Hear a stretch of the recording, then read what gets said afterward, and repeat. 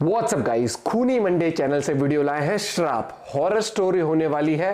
Channel बने तो please subscribe. और भाई हॉरर स्टोरी सुनने में एक अलग ही मजा आता है। रात को देखने वाले भाई ओपी हो तुम। और कितने बजे देख रहे हो जरूर बताना। करते एंजॉय। 1 2 3 गो। यो खूनी मंडे। इस दुनिया में ऐसी बहुत सारी चीजें घटती हैं जिनका कोई भी एक्सप्लेनेशन नहीं होता। और जब ऐसी चीजें आंखों के सामने शुरू हो जाएं और अपने खुद के सर्वनाश की वजह बन जाएं, तो तब कोई भी अपनी बिलीव्स और आइडियोलॉजीज को क्वेश्चन करने लगेगा। ऐसी ही एक कहानी है डॉक्टर रोशन की। डॉक्टर रोशन एक गवर्नमेंट द्वारा अपॉइंटेड डॉक्टर थे और उनकी ड्यूटी उत्तर प्रदेश के एक छोटे से गांव गंगापुर में लगी थी। गंगापुर में पिछले कुछ दिनों से कई लोग एक बीमारी की वजह से पागल हो रहे थे। कुछ लोग तो कमजोरी की वजह से मर भी गए थे। डॉक्टर रोशन को इसी बीमारी के इलाज के लिए गंगापुर भेजा गया था। उस गांव में कदम रखते ही डॉक्टर रोशन ने सीधा उस बीमारी से जूझ रहे एक पेशेंट का चेकअप किया। रोशन ने देखा कि पेशेंट की बॉडी पर अजीब से निशान थे, जैसे किसी ने उसे जोरों से नोचा हो, और उसका शरीर नीला पड़ा हुआ था। साथ ही उसकी नसें इतनी फूली हुई थीं कि जैसे एकदम फटने वाली हों। उस बीमारी से जूझ रहे हर एक पेशेंट के साथ हूबहू ऐसा ही हो रहा था। भी जिनके साथ हुआ है। रोशन को कुछ समझ नहीं आ रहा था, क्योंकि ऐसी बीमारी उसने पहली बार देखी थी। गंगापुर के मुखिया से जब रोशन मिला तो मुखिया ने उसे बताया कि लोगों को कोई बीमारी नहीं हुई है, बल्कि ये एक देवी का श्राप है जो उन्हें लग गया है। उन्होंने कहा कि ये सब कंस्ट्रक्शन वर्कर हैं जिन्हें देवी के मंदिर की मरम्मत का काम मिला था। मरम्मत करते वक्त मंदिर बंद कर दिया गया था और किसी को भी मंदिर में जाने की अनुमति नहीं थी, यहाँ तक कि मंदिर के पुजारी को भी नहीं।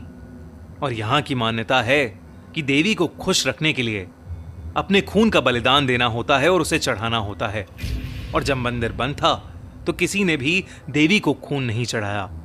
इसी वजह से देवी क्रोधित हो गई और अब उसके क्रोध का प्रकोप सब पर भारी पड़ रहा है। मुखिया ने कहा कि देवी को जल्द ही किसी की बलि देनी होगी, वरना तब तक वो खुद गंगापुर के लोगों की बलि चढ़ाती रहेगी। मुखिया ने रोशन को फौरन गांव छोड़ने की सलाह दी, पर रोशन एक बहुत ही एजुकेटेड और प्रोग्रेसिव आदमी था। पढ़ा लिखा इन सब में बिल्कुल यकीन नहीं करता था। उसे लगा था कि ये सब सदियों से चलती आ रही झूठी बातें हैं। लेकिन जब रोशन को गंगापुर के इतिहास के बारे में और चीजें पता लगीं, तो उसके रोंगटे खड़े हो गए। एक रोज वो गंगापुर के मंदिर के पास से गुजर रहा था कि तभी उसे एक अजीब सी बूढ़ी औरत दिखी जो एक पेड़ के नीचे बैठी रोशन को घूरे जा रही थी। रोशन जैसे ही उसके पास से गुजरा, वो उसके ठीक सामने आ गई। उसके चेहरे पर उसके बाल बिखरे हुए थे। ऐसा लग रहा था जैसे वो कई महीनों से नहा ही ना हो। अचानक वो किसी पागल की तरह कुछ बड़बड़ाने लगी। रुक्मणी, मंदिर मत जाओ, वापस आ जाओ। रुक्मणी, रुक्मणी, मंदिर मत जाओ। और यही बड़बड़ाते हुए वो बूढ़ी औरत जमीन पर गिर गई और उसे दौरे पड़ने लगे। रोशन उस पागल बूढ़ी औरत की इस हरकत से घबरा उठा। वहां एक और आदमी भी घूम रहा था जिसने उस पागल औरत को वहां से भगा दिया। और फिर उस आदमी ने रोशन को रुक्मणी के बारे में बताया। उसने कहा कि करीब 2 साल पहले उसी पागल औरत की 16 साल की बेटी घूमते घूमते उस देवी के मंदिर में चली गई। और जब से वो वापस आई, तब से ऐसा लगने लगा कि किसी ने उसके ऊपर काला जादू कर दिया हो। वो अजीब तरीके से बात करने लगी। मिट्टी और मिट्टी में सने कीड़े मकोड़े खा जाती थी और उस गांव के कुएं के पानी में कभी थूकती तो कभी अपना हाथ चाकू से काट के उसका खून उस कुएं में गिरा देती। दोस्तों, लोगों को लगने लगा कि जब वो मंदिर में गई होगी तो उसने ना चाहते हुए भी देवी को नाराज कर दिया होगा, जिसकी वजह से देवी ने क्रोध में आकर रुक्मणी को एक श्राप दे दिया।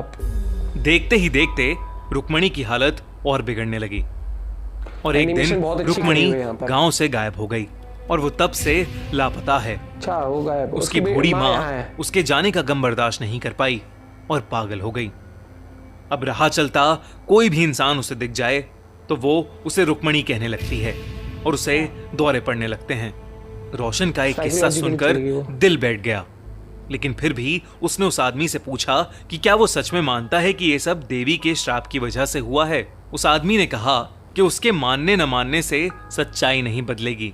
उसने कहा कि पिछले कई सालों से गंगापुर में न जाने कितने लोग गायब हुए हैं और न जाने कितनों की मौतें हुई हैं। कई लोग रुक्मणी की तरह पोजेस्ड भी हो चुके हैं। उस रात रोशन रुक्मणी के बारे में ही सोचे जा रहा था और बड़ी मुश्किल से उसे नींद आई थी, लेकिन आधी रात में अचानक से पानी की टप-टप की आवाज से रोशन की नींद खुल गई। उसने देखा कि ऊपर पंखे से कुछ नीचे टपक रहा है। जब रोशन ने ध्यान से देखा तो उसके होश उड़ गए।